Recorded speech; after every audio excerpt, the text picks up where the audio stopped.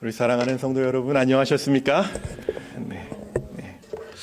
오늘 우리 교회당에 오자마자 우리 잔킴 선생님께서 이런 말씀을 하시더라고요. 내가 하나님 앞에 오는데 어떻게 이렇게 입지 않고 올 수 있겠냐고. 제가 오늘 들은 말씀 중에 가장 귀하고 은혜스러운 말씀이었습니다. 신명기 6장 5절엔 이렇게 말씀하십니다. 너는 마음을 다하고 뜻을 다하고 힘을 다하여 내 하나님 여호와를 사랑하라. 너무 자주 들으시던 말씀이죠. 네.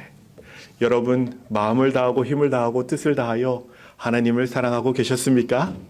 네, 그렇죠. 예. 오늘 저는 지극히 거룩한 곳에 들어갈 자들이란 주제로 말씀을 나누고자 합니다. 우리 교회 이름은 재림교회입니다. 재림교회는 재림을 기다리며 매일의 삶을 하늘을 바라보며 사는 사람들이 재림교인인 것입니다. 네. 성경은 새 예루살렘에 대하여 이렇게 기록하고 있습니다. 다 같이 한번 읽어볼까요? 시작. 그 성은 네모가 반듯하여 장광이 같은지라 그 갈대로 그 성을 청량하니 12,000 스타디온이요 장과 광과 고가 같더라. 네. 새 예루살렘 성은 네모가 반듯하다 말씀하셨는데 장과 광과 고가 같다라고 말씀하십니다. 다시 얘기해서 새 예루살렘은 정육면체라는 것입니다.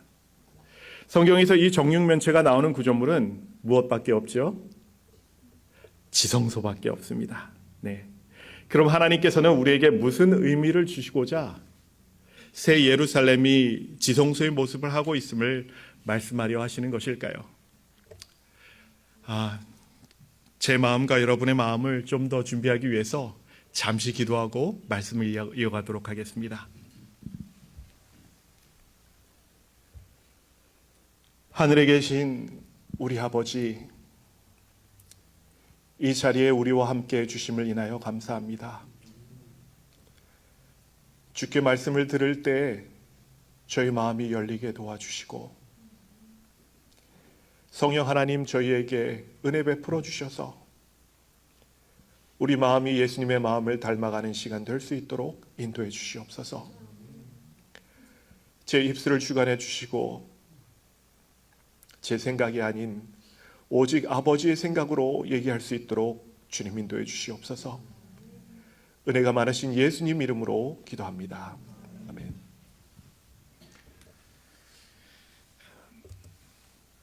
열왕기상 6장 20절입니다. 그 내소의 속이 장이 20규빗이요 광이 20규빗이요 고가 20규빗이라 정금으로 입혔고 백향목 단에도 입혔더라 라고 말씀을 하시고 계십니다. 왜 하나님께서는 새 예루살렘을 지성소와 같은 모습으로 묘사하셨을까요? 그 장을 갈고리 아래 들여온 후에 증거궤를 그 장 안에 들여놓으라. 그 장이 너희를 위하여 성소와 지성소를 구별하리라. 성소는 코데시라는 단어를 사용합니다.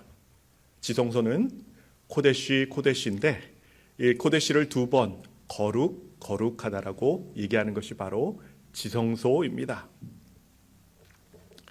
전에 한번 설명드린 적이 있는데 거룩함과 지극히 거룩함을 여러분 어떻게 다른지 기억하시나요? 왜 성소는 거룩하고 지성소는 지극히 거룩하다라고 얘기하셨을까요?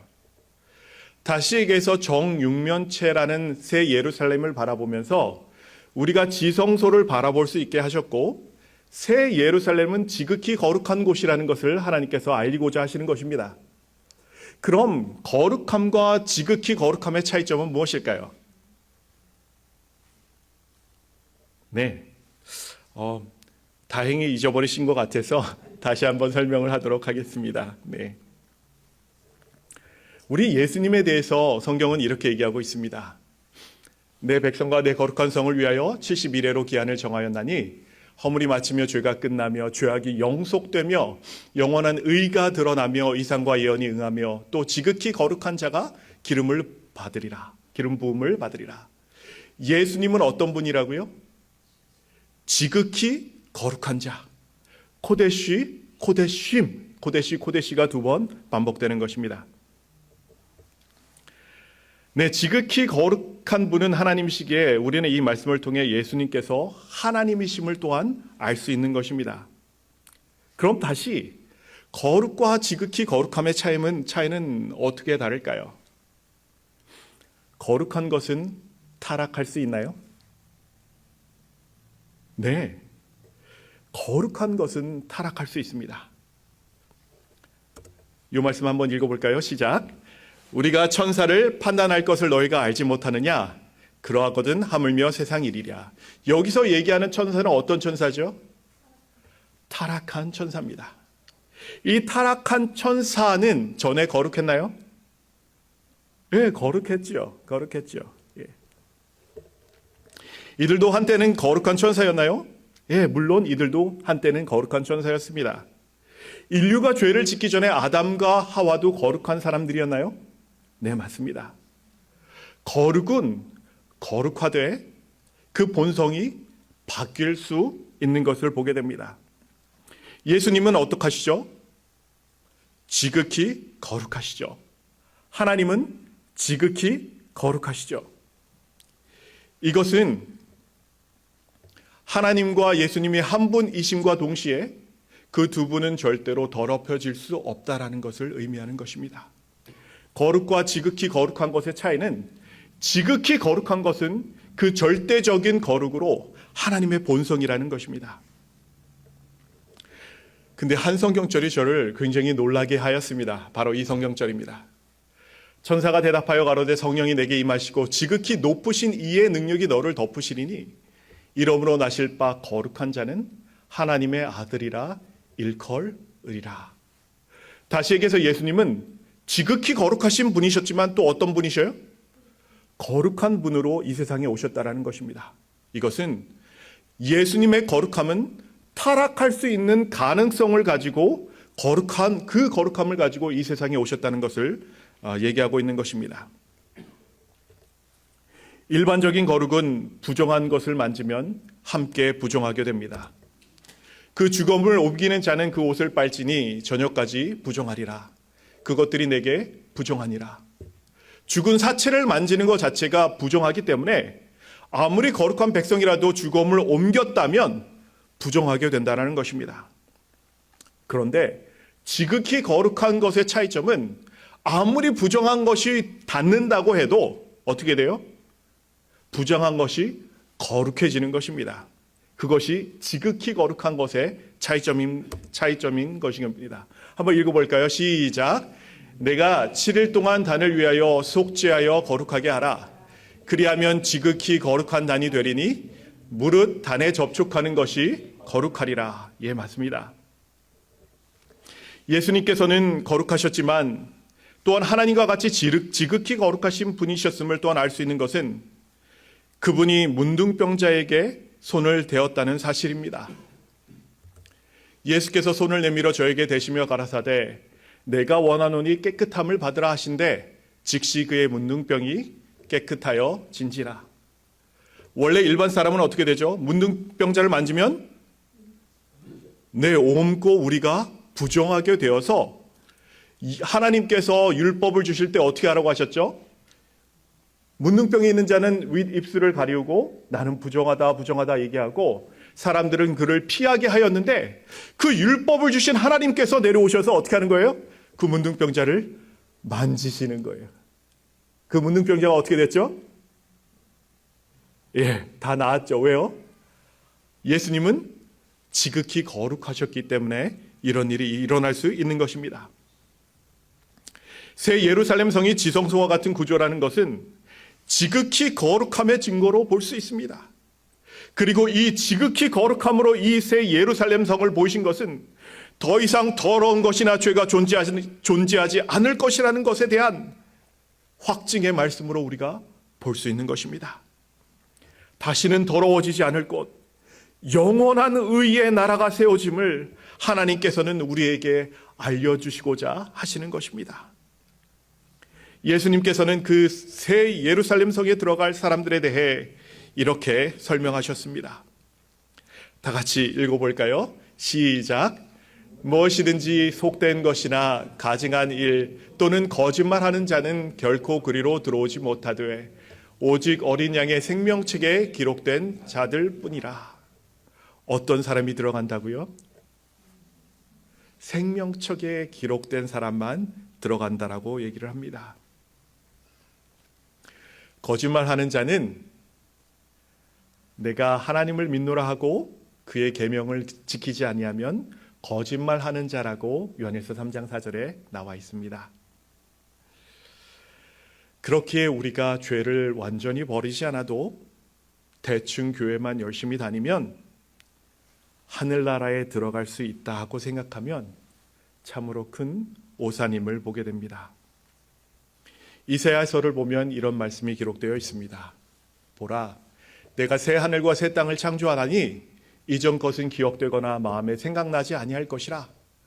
너희는 나의 창조하는 것을 인하여 영원히 기뻐하며 즐거워할지니라. 보라, 내가 예루살렘으로 즐거움을 창조하며 그 백성으로 기쁨을 삼고 내가 예루살렘을 즐거워하며 나의 백성을 기뻐하리니 우는 소리와 부르짖는 소리가 그 가운데서 다시는 들리지 아니할 것이며. 여러분, 위 말씀에서 이전 것은 기억되거나 마음에 생각나지 아니할 것이라고 하셨는데 이것은 우리가 서로 알아보지 못한다라는 뜻이 절대 아닙니다. 우리의 기억은 있는데 무엇이 더 이상 생각나지 아니할 것일까요? 그 바로 전에 읽어보시면 새 하늘과 새 땅을 창조하고 나서 이전 것이 기억되지 않는다라면 헌 하늘과 헌 땅에 속한 모든 것들은 기억나지 않겠다라는 말씀인 것을 우리는 알 수 있습니다. 분명한 것은 새 하늘에 가서는 이 땅에서 기억나던 죄의 본성이나 이런 모든 것들이 더 이상 기억나지 않을 것이라는 것입니다. 그러면 우리는 언제 성도라는 칭함을 받아야 될까요? 하늘에 가면 그냥 무조건 성도가 되는 것일까요? 아니면 우리는 성도가 되어서 하늘에 올라가야 되는 것일까요? 예, 정은수 집사님 크게 얘기하셔도 됩니다. 성도가 되어서 하늘에 가야 됩니다. 예, 맞습니다. 분명한 것은 하늘나라는 거룩한 성도가 가는 곳이지 죄인이 가는 곳은 아니라는 것입니다. 물론 예수님께서 죄인을 부르러 오셨지만 죄인을 부르신 이유는 예수님의 피로 그들을 정결케 하시기 위함이었고 그들을 정결케 하셔야만 데려갈 수 있는 곳이 하늘나라이기 때문에 하나님 예수님께서 이 땅에 오셔서 그들을 위하여 피를 흘리셨던 것입니다. 성경은 분명히 이렇게 기록하고 있습니다. 그러므로 예수도 자기 피로써 백성을 거룩해 하려고 성문 밖에서 고난을 받으셨느니라. 새 예루살렘 성은 분명 성도가 가는 곳입니다. 그런데 수많은 교인들이 죄인들도 죄를 많이 짓지 않으면 갈 수 있는 곳이 하늘나라라고 생각하기도 하는 것을 심심치 않게 보게 됩니다. 예수님께서는 분명 죄인을 부르러 이 땅에 오셨지만 예수님의 피로 정결케 되지 않은 사람, 다시 얘기해 죄인과 악인은 들어갈 수 없는 곳이 바로 하늘나라입니다. 여러분은 매일매일 얼마나 예수님을 찾고 계시는지요? 이 땅에서 모든 죄인은 거룩함을 입어야 하고 예수님의 의로 성도라는 칭호를 받아야만 합니다. 계시록 19장 8절은 이렇게 얘기합니다.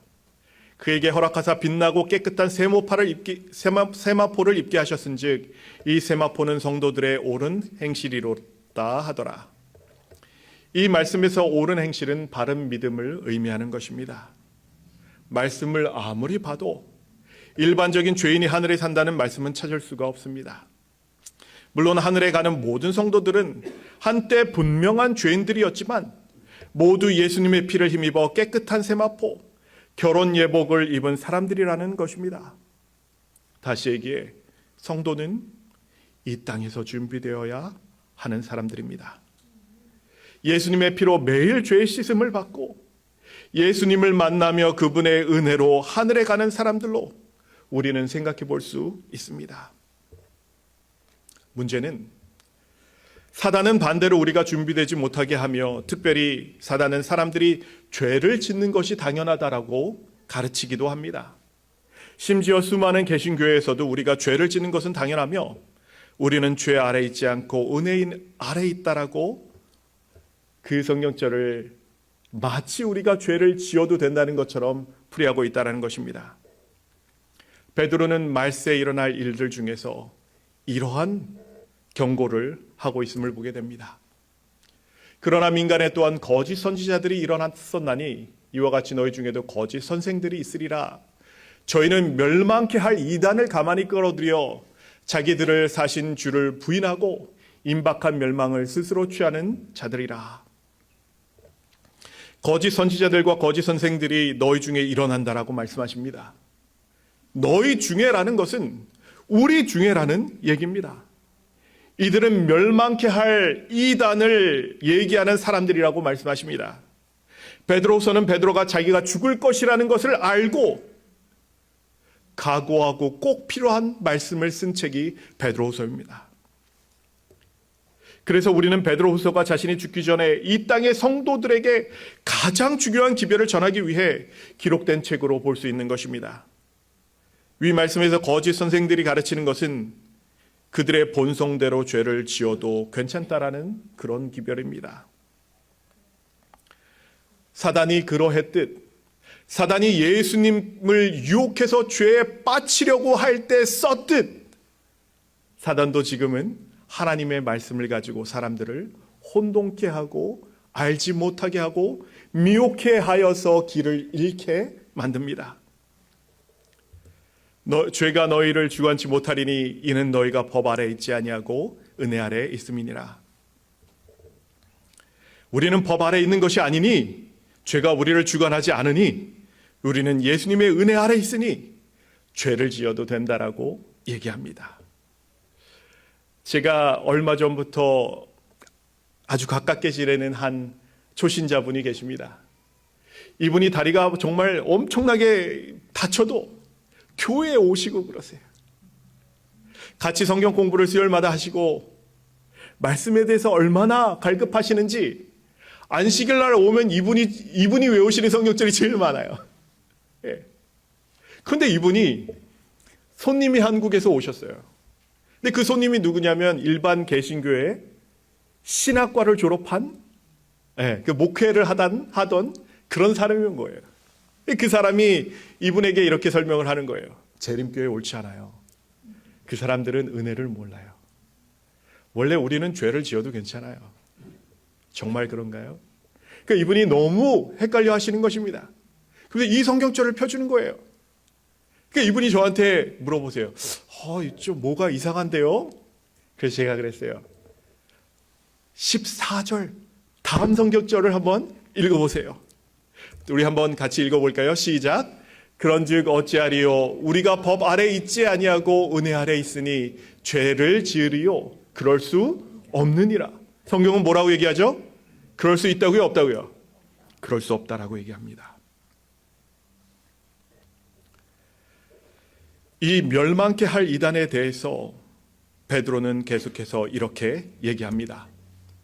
여럿이 저희 호색하는 것을 쫓으리니 이로 인하여 진리의 도가 회방을 받을 것이요 저희가 탐심을 인하여 지은 말을 가지고 너희로 일을 삼으니 저희 심판은 옛적부터 지체하지 아니하며 저희 멸망은 자지 아니하느니라. 진리의 도가 회방을 받는다라는 것은 진리는 무엇이었죠?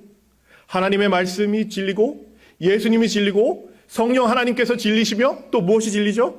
하나님의 법과 계명이 진리라고 성경은 분명하게 얘기하고 있습니다.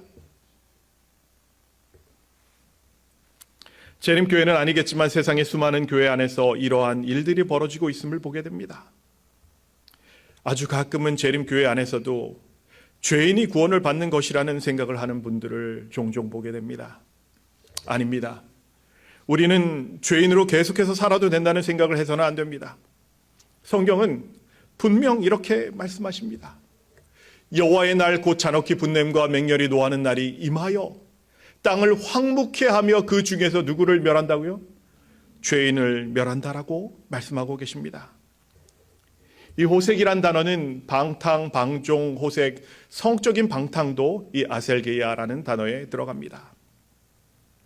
또한 탐심을 채우기 위해 지은 말을 가지고 너희로 이를 삼는다라고 되어 있습니다. 지금 전 세계에 잘 나가는 대형 교회들은 사실 거짓된 기별들을 가지고 너희 죄들은 다 용서받았으니 일요일 날 와서 나에게 헌금만 하면 된다라고 가르치기도 합니다. 베드로는 단호하게 죄를 짓는 것에 대해 이렇게 경고하고 있음을 보게 됩니다. 하나님이 범죄한 천사들을 용서치 아니하시고, 용서하셨다고요? 안 하셨다고요? 안 하셨다고요. 지옥에 던져 어두운 구덩이에 두어 심판 때까지 지키게 하셨으며, 옛 세상을 용서치 아니하시고 오직 의를 전파하는 노아와 그 7 식구를 보존하시고, 경건치 아니한 자들의 세상에 홍수를 내리셨으며, 소돔과 고모라 성을 멸망하기로 정하여 죄가 되게 하사 후세에 경건치 아니할 자들에게 본을 삼으셨으며 라고 얘기합니다. 지금까지 하나님께서 범죄한 사람들을 심판하셨음을 우리가 기억해야 한다라고 말씀하고 계시는 것입니다. 회개하지 않은 자들이 심판을 받았음을, 멸망을 당했음을 기억하라는 것입니다. 우리가 하늘에 가는 것 참으로 감사하고 즐거운 일입니다. 저도 이번 달에 50살이 되었습니다. 나이 드신 분들 앞에서 제가 감히 얘기를 하자면 저도 얼마나 오래 살지는 잘 모르겠습니다. 확실한 것은 제가 반 이상을 살았다는 것입니다. 사실은 몇십 년이 지나지 않아 썩어지고 기억되지 못할 소망이 없었던 죄인으로 살았었는데 영생의 소망을 예수님의 죽으심을 통해 열어주셨음을 감사하지 않을 수 없습니다. 언제부터인지 재림교회 안에서도 계명을 어떻게 다 지켜? 어느 정도 죄는 가지고 있어도 하나님께서 너 마음을 보시지. 그렇지 않겠어? 라는 얘기를 하는 것을 종종 듣게 됩니다. 그 얘기를 저도 예전엔 하고 다녔어요. 잘 몰랐으니까요. 죄인이 죄를 짓는 것은 당연하다고 얘기하는 사람들이 정말 많이 생기기 시작하였습니다. 저는 우리가 죄를 짓지 않고 살 수 있다라고 말씀드리는 것이 아닙니다. 하지만 성경은 분명 흠없는 자가, 의인이, 성도가, 성인이 하늘에 간다라고 얘기하고 있음을 보게 됩니다. 하나님께서는 단호하게 이렇게 말씀하십니다. 불의한 자가 하나님의 나라를 유업으로 받지 못할 줄을 알지 못하느냐? 미혹을 받지 말라, 길을 잃지 말라는 얘기입니다. 여기서는 미혹은 길을 잃게 하다라는 뜻입니다. 너희가 가는 그 길을 잃지 말라. 음란하는 자나 우상숭배하는 자나 간음하는 자나 탐색하는 자나 남색하는 자나 도적이나 탐남하는 자나 술 취하는 자나 후욕하는 자나 토색하는 자들은 하나님의 나라를 유업으로 어떻게 한다고요? 받지 못하리라 라고 성경은 얘기하고 있는 것입니다. 그럼 어떤 사람들이 하늘에 갈까요? 오직 의롭게 행하는 자, 정직히 말하는 자, 토색한 재물을 가증히 여기는 자, 손을 흔들어 뇌물을 받지 아니하는 자, 귀를 막아 피 흘리려는 꾀를 듣지 아니하는 자, 눈을 감아 악을 보지 아니하는 자, 그는 높은 곳에 거하리니 견고한 바위가 그 보장이 되며. 누가 보장이 되신다고요? 예수 그리스도. 그 양식은 공급되고 그물은 끊이지 아니하리라 하셨느니라. 우리는 이러한 진실한 믿음을 가진 사람이 되어야 하지 않을까요? 혹자는 얘기합니다. 그냥 대충 살자. 성경은 절대로 우리에게 하나님의 법을 대충 지켜도 하늘에 간다라고 얘기하지 않습니다. 성경은, 우리가 진리라고 얘기하는 성경은 너무도 야속하게도 이렇게 얘기합니다. 한번 읽어볼까요? 시작. 우리가 그 명하신 대로 이 모든 명령을 우리 하나님 여호와 앞에서 삼가 지키면 그것이 곧 의로움이니라 할지니라. 대충 지키면요? 아니면 모든 명령을 지키면요? 모든 명령을 지켜야 된다라고 말씀하십니다. 여러분, 모든 명령 지키실 수 있으신가요? 네? 그렇지 못해요. 예. 그럼 한번 생각해 보세요. 그런데 한 말씀을 제가 더 보여드릴게요. 이것까지 한번 읽어보세요. 자, 한번 읽어보겠습니다. 시작. 내 하나님 여호와의 말씀을 순종하지 아니하여 내가 오늘날 내게 명하는 그 모든 명령과 규례를 지켜 행하지 아니하면 이 모든 저주가 내게 임하고 내게 미칠 것이니. 뭐라고 말씀하세요? 그 모든 명령과 규례를 지켜 행하지 아니하면 뭐가 온대요? 저주가 온대요. 그럼 하나님께서는 우리가 하나님의 모든 명령을 지킬 수 없다라는 것을 모르셨을까요? 아셨죠? 그러면 하나님께서는 우리에게 저주를 주시기 위해 하나님의 율법을 주신 분이신가요? 아니죠. 어떠세요? 그러신 것 같으세요? 그럼 우리가 하나님의 품성을 어떻게 하는 거예요?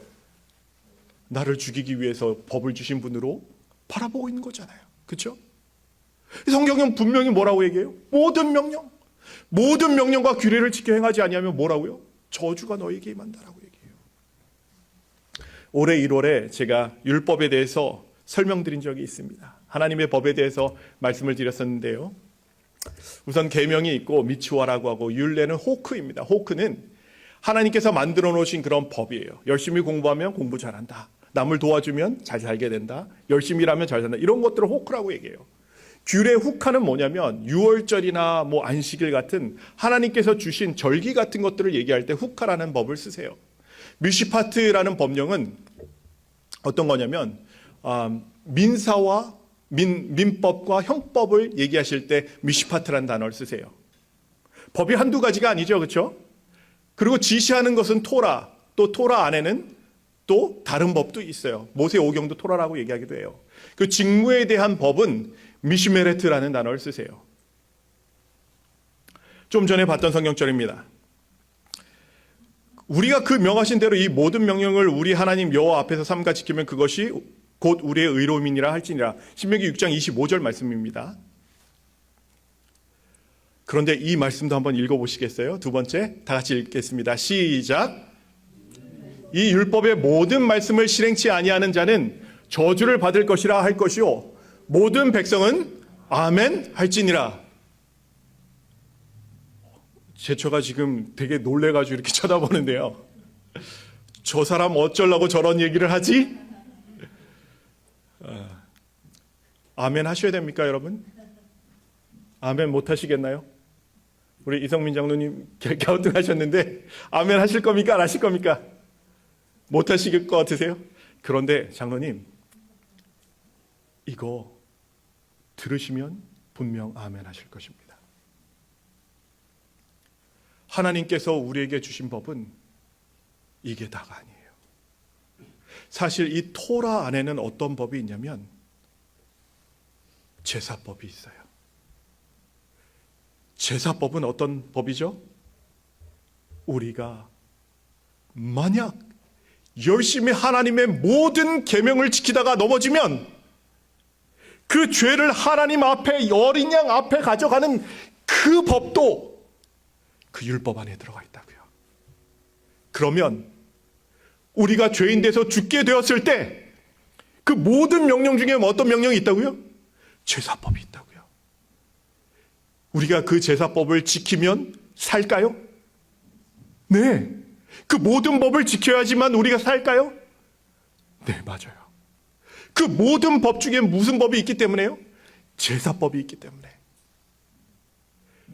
여러분, 모든 명령을 여러분께서 지키시다가 여러분께서 혹시나 넘어지신 그 잘못이 있다면 그 잘못을 위해서 예수님께서 대신 돌아가셨음을 기억하셔야 합니다. 그래서 모든 말씀을 실행하지 않으면 저주를 받는다는 그 말씀이 우리에게 은혜로 다가올 수 있는 것입니다. 속죄제를 드리지 않으면, 내 죄를 어린 양에게 안수하지 않으면 우리는 저주 아래 있게 되는 것입니다. 그래서 율법의 모든 말씀을 실행치 아니하는 자는 저주 아래 있게 되는 것입니다. 이 장로님, 이제는 아멘 하실 만한가요? 하나님은 우리의 연약함을 아시는 분이십니다. 하나님께서는 그래서 우리를 위해서 돌아가신 분이에요. 우리의 죄를 위해 대신 돌아가신 것이고, 그 죄를 예수님께 가져가는 것도 율법의 일부분인 것입니다. 율법이 필요한가요? 네, 필요하죠. 이제는 모든 율법을 지키실 수 있으신가요? 요즘은 죄인이 하늘에 간다는 이상한 사람들이 교회 안에 생기고, 우리 죄를 예수님께 드리는 고백을 더 이상 하지 않음을 또한 보게 됩니다. 성경은 분명 이렇게 얘기하고 있습니다. 다 같이 읽도록 하겠습니다. 시작. 저는 미쁘시고 의로우사 우리 죄를 사하시며 모든 불의에서 우리를 깨끗게 하실 것이요. 우리가 우리 죄를 자백하면 모든 불의에서 우리를 어떻게 하신다고요? 깨끗하게 해주신대요. 그러면 우리가 자백하지 않으면요, 우리가 어린 양에게 우리의 죄를 가져가지 않으면요, 그래도 우리는 깨끗해질 수 있나요? 성경은 뭐라고 얘기하고 있죠? 아니다 라고 얘기하고 있는 것입니다. 언제부터 우리는 하나님께 나의 죄를 고하는 이 자백의 시간을 좀 많이 방관하고 있었다라는 생각을 해보기도 합니다. 죄를 자백하지 않고도 회개하지 않고도 대충 이렇게 교회만 왔다 갔다 하면 그래도 하늘에 갈 수 있다, 하나님은 선하신 분이시니까 라고 생각하기도 합니다. 하나님께서는 믿음을 요구하십니다. 우리가 믿음으로 우리의 죄를 예수님께 드리지 않으면 은혜 안에 들어가지 못하는 것입니다. 하나님께서 너희가 선택해라 하고 우리에게 주신 것이 곧 우리의 믿음입니다. 내가 예수님의 말씀대로 행하여 죄를 용서받는 것, 물론 우리 죄는 예수님께서 대신 돌아가셨기 때문에 용서받지만 우리에게 선택하라 말씀하고 계십니다. 성경은 심판에 대해 이렇게 얘기합니다. 다 같이 한번 읽어볼까요? 시작.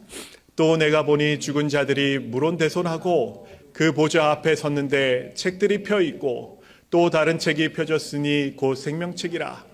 죽은 자들이 자기 행위를 따라 책들에 기록된 대로 심판을 받으니 바다가 그 가운데서 죽은 자들을 내어주고 또 사망과 음부도 그 가운데서 죽은 자들을 내어주매 각 사람이 자기의 행위대로 심판을 받고. 우리가 우리의 행위에 따라 심판을 받는다는 것은 멸망의 책임이 전적으로 우리에게 있다라고 말씀하시는 것입니다. 이들은 믿음이 있노라 하고 죽은 믿음으로 듣고 지킨 것을 행하지 않은 자들을 의미합니다. 내 죄를 예수님께 가져가야 하는 것을 들었음에도 그것을 행하지 않던 죽은 믿음을 가진 사람들이었던 것입니다. 무엇이 옳은 것인지 무엇이 틀린 것인지는 알지만 자기 마음대로 자신의 향락과 이익을 위해 살던 사람들을 의미할 것입니다. 여러분, 우리의 마음은 구원의 확신과 함께 마음의 평안이 가득하신가요? 아니면 아직도 심판을 받을까 두렵고 어려운 마음이 우리 가운데 있습니까? 제가 이 질문은 손들라고 하지 않겠습니다. 제가 손들라는 그런 말씀을 자주 하는데 이것만큼은 제가 하지 않겠습니다. 여러분들이 잘 아시기 때문이에요. 우리는 어떻게 평안한 마음에 매일 들어가 구원의 기쁨을 가질 수 있을까요? 누가복음에 그 해답이 나와 있음을 보게 되었습니다. 제가 예수님을 처음 경험하고 예수님을 만났을 때 그 기쁨은 정말 잊을 수 없는 그런 기쁨이었고 평안이었습니다. 그 누가 뭐래도 예수님을 위해서 죽을 수 있을 것 같고, 그 누가 뭐래도 나의 믿음은 꺾이지 않을 것 같은 그런 믿음이었습니다. 그런데 어느 순간부터 저의 마음이 점점 무거워지기 시작하는 것입니다. 그 이유를 저는 알지 못했었어요. 누가복음에 보니까 이런 좋은 말씀이 기록되어 있는 것을 보게 되었습니다. 다 같이 한번 읽어볼까요? 시작. 이제 이에 여자에게 이르시되 내 죄사함을 얻었느니라 하시니 함께 앉은 자들이 속으로 말하되 이가 누구이기에 죄도 사하는가 하더라. 예수께서 여자에게 이르시되 내 믿음이 너를 구원하였으니 평안히 가라 하시니라. 우리 마음의 구원에 대한 확신이 없고 평안한 마음이 없다면 우리는 우리에게 아직 해결되지 않은 죄가 있는지 살펴보아야 합니다. 내가 혹시 누구를 미워하고 있는지는 아는지, 내가 아직 버리지 못한 죄가 있는 것이 아닌지. 왜냐하면 우리가 죄를 품을 때 평안을 가질 수 없기 때문입니다. 하늘에 가는 사람들은 성도이며 저는 성도의 마음은 평안해야 한다라고 생각합니다. 그래서 성경에서 하나님을 평강의 주, 평강의 하나님이라고 칭하는 것은 너무도 당연한 것이, 오직 하나님만이 우리에게 진정한 평안을 주실 수 있는 분이시며 그 평안을 주시기 위해 예수님께서는 오셨다고 말씀하고 계시기 때문입니다. 예수님께서는 이렇게 우리에게 말씀하십니다. 평안을 너희에게 주노니 곧 나의 평안을 너희에게 주노라. 내가 너희에게 주는 것은 세상이 주는 것 같지 아니하니라. 너희는 마음에 근심도 말고 두려워하지도 말라. 성도라면 구원의 확신에 대한 평안이 있어야 합니다. 성도라면 예수님이 오시는 그날을 바라보며 재림을 두려워하지 말아야 합니다. 예수님께서 주시는 이 평안이 세상에 주는 것과 다른 이유는 오직 죄의 문제를 근본부터 해결하실 수 있는 분이 예수님밖에는 없기 때문입니다.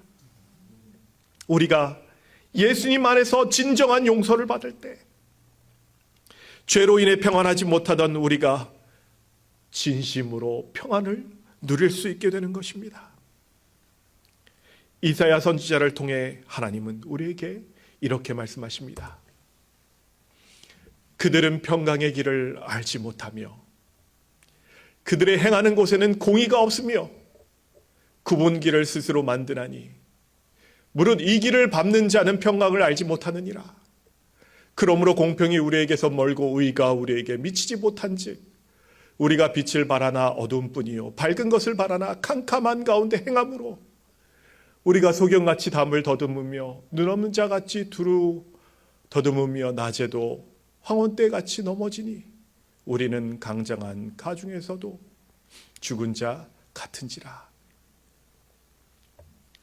이들이 굽은 길에서 행한 것은 그 길이 그들에게는 평강의 길이라 생각했기 때문입니다. 하지만 그 길은 어두운 뿐이고 캄캄한 가운데 그들은 행하게 되었다라고 말씀하고 계십니다. 이 말씀은 로마서에서도 반복됩니다. 다 치우쳐 한 가지로 무익하게 되고 선을 행하는 자 없나니 하나도 없도다. 저희 목구멍은 열린 무덤이요 그 혀로는 속임을 베풀며 그 입술에는 독사의 독이 있고 그 입에는 저주와 악독이 가득하고 그 발은 피 흘리는데 빠른지라. 파멸과 고생이 그 길에 있어 평강의 길을 알지 못하였고 저희 눈앞에 하나님을 두려움이 없느니라 함과 같으니라. 여러분, 하나님을 두려워하셔야 합니다. 더 두려워하셔야 합니다. 우리가 평강의 길을 가고 있는지 한번 생각해 봐야 합니다. 죄를 해결하지 않는 자들, 계속해서 죄를 짓는 자들에게는 평강의 길을 알지 못한다고 성경은 분명하게 말씀하십니다. 우리가 하나님의 성품인 은혜와 긍휼을 가지고 사는 것은 그분의 자식이기에 우리 또한 그 성품을 가져야 합니다. 그럼에도 우리는 가끔 평안한 마음을 가지지 못할 때가 많지 않으신가요? 예수님께서 분명 이렇게 말씀하십니다. 그때 내가 저에게 밝히 말하되 내가 너희를 도무지 알지 못하니 불법을 행하는 자들아 내게서 떠나가라 하리라. 우리의 본성은 불법을 사랑합니다. 여기 있는 그 누구도 누가 너 거짓말하면 죽어라고 해서 거짓말하지 않습니다. 우리는 너무도 자연스럽게 내 상황을 모면하고자 거짓말을 하기도 합니다. 거짓말이 싫은데 억지로 하시나요? 아니면 거짓말이 술술 나와서 거짓말을 하시나요? 나도 모르게 거짓말이 나올 때가 있는 것입니다. 지극히 거룩한 곳에 들어갈 자들은 불법을 행하는 자들이 아니라는 것입니다. 불법을 행했으면 예수님의 피로 바로 깨끗함을 받아야 한다는 것입니다. 내가 혹 넘어져 죄를 지었으면 내 이름으로 다시금 용서를 구하고 죄와 멀어지라는 말씀입니다. 그것이 내가 평안을 가질 수 있는 유일한 길이라 말씀하고 계시는 것입니다. 하나님의 법은 지키라 주셨지 하나님의 법을 보면서 그 법 위에서 놀라고 주신 것이 아닙니다. 예수님께서는 부활 후에 예수님은 부활 후에 그 제자들을 만나실 때마다 이렇게 얘기하시더라고요. 예수께서 또 가라사대 너에게 평강이 있을지어다. 이 평강은 평안과 같은 말입니다. 어떻게 살라는 얘기예요? 죄 없이 살라는 말씀입니다. 아버지께서 나를 보내신 것 같이 나도 너희를 보내노라. 저는 정말 알지 못하겠습니다. 왜 저 같은 사람을 자꾸 단 위에 세우시는지. 저는 정말 이것이 하나님 왜 이러시나요? 그런데 세상에 수많은 죄를 지었건 내가 전에 어떤 사람이건 하나님께서는 바라보지 않는다라고 말씀하십니다. 내가 지금 바라보는 사람은 마음에 내가 있는 사람이다라고 말씀하시는 것입니다. 그리스도의 사람은 그의 영이 거하는 사람들입니다. 로마서 8장 9절은 정확하게 그렇게 이해합니다. 그리스도의 영이 없으면 그의 것이 아니다라고 얘기합니다. 여러분께 정말 필요한 사람은 그 누구도 아닙니다. 저도 아니고 목사님, 장로님도 아니고 그 누구도 여러분이 필요한 사람이 아닙니다. 여러분께서 매일 저녁, 매일 아침, 매 순간마다 기억하셔야 될 것은 내 안에 살아계신 예수님이 계시는가? 내가 그분의 목소리를 청종하여 듣고 있는가? 내가 죄를 지었는가? 그 마음으로 사시는 저와 여러분이 되시길 바랍니다. 지극히 거룩한 곳을 바라보며 죄를 멀리하는, 그래서 평안한 마음으로 함께 지극히 거룩한, 절대로 다시는 더러워지지 않을 저 새 예루살렘 성에 여러분과 제가 함께 들어가 그때는 헤어지지 않고 영원히 한 집 옆집 이렇게 살며 더 많은 말씀을 나누는 시간이 있으면 참 좋겠습니다. 말씀을 줄입니다.